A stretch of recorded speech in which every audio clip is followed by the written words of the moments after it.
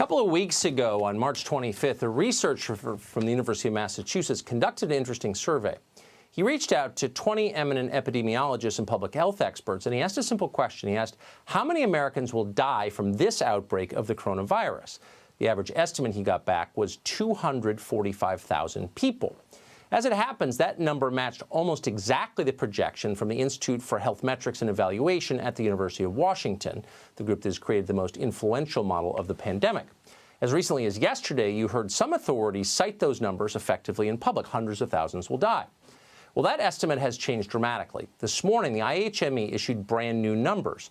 Its researchers now project 60,000 deaths in this country by August 4th.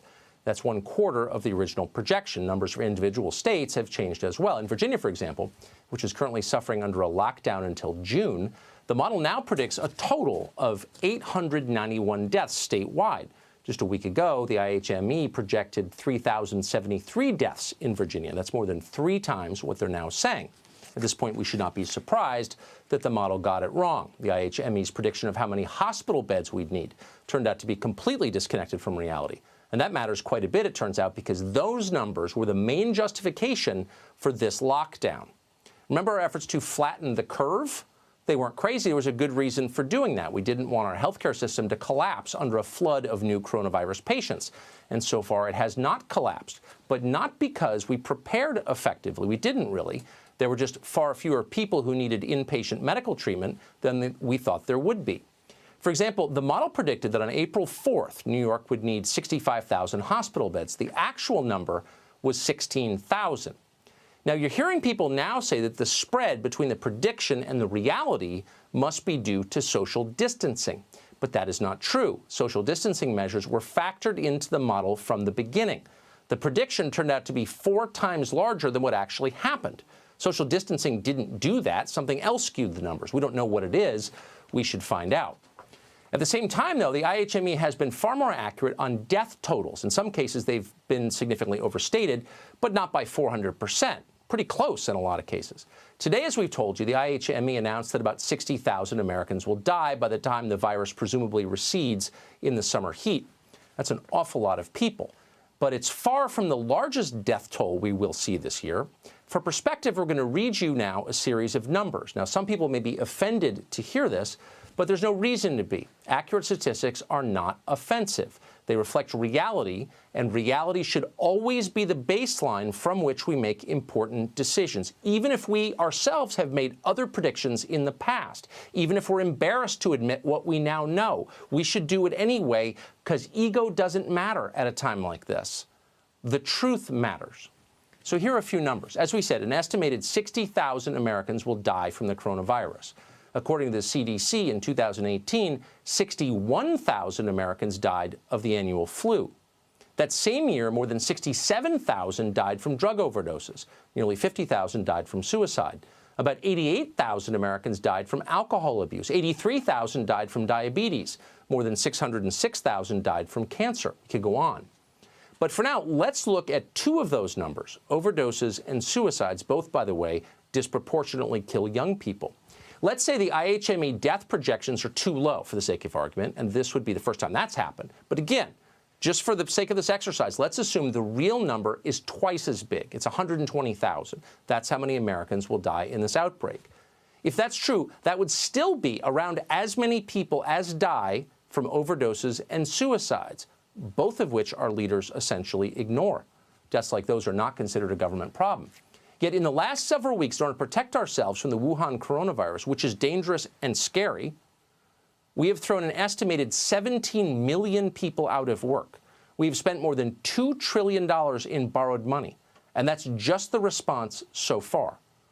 Now, we're not going to tell you that what our leaders have done in the last month is disproportionate. You can decide that for yourself. But it's definitely something to think about going forward, because, again, reality matters, even if it embarrasses us to admit it. Many of our politicians, though, don't seem to be thinking about it. In the face of improving numbers, in fact, New Jersey Governor Phil Murphy announced that his state would, quote, if anything, tighten as opposed to loosen lockdown restrictions. Statements like that make you wonder what's really going on here. Is public health really the only consideration for these people? Maybe not. Here's Zeke Emanuel, who's not only an academic, but also a longtime political hack, explaining on MSNBC this morning that America must remain in its current state for a year and a half. Now, keep in mind, at almost the very moment that Zeke Emanuel said this, the IHME was revising its total death rate down to 60,000. I do think we're going to turn to what we think of as normal, the sort of pre-COVID-19 situation, only with a vaccine or some very effective preventative that everyone can take. That is 18 months away, and we need to keep very, very clear about that. We're not getting that around the corner.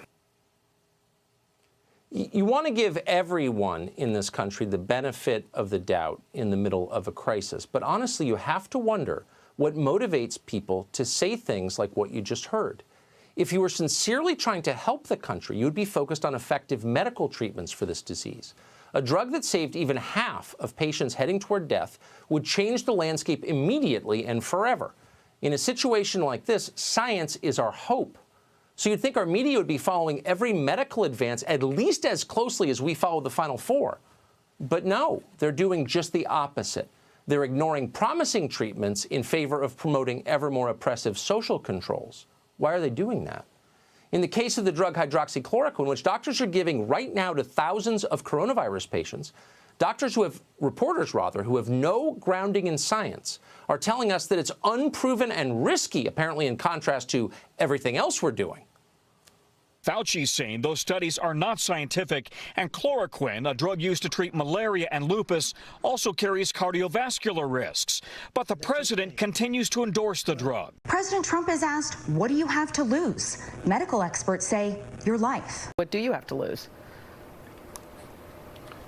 Well, potentially you could lose your life. Experts say there isn't enough clinical data to show it's effective for coronavirus, and it has some serious side effects. They continue today to push hydroxychloroquine in a way that is baffling to medical professionals. Gene Robinson, you write in the Washington Post, the one word that proves why President Trump should not be president, what is it?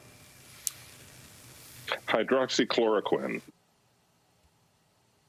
These people have no idea what they're talking about, and they don't care to learn. You know exactly what they're doing. They're launching partisan political attacks and pretending it's medical advice. That is always wrong. But right now, in the middle of a pandemic, that is reckless and immoral. Remember their names.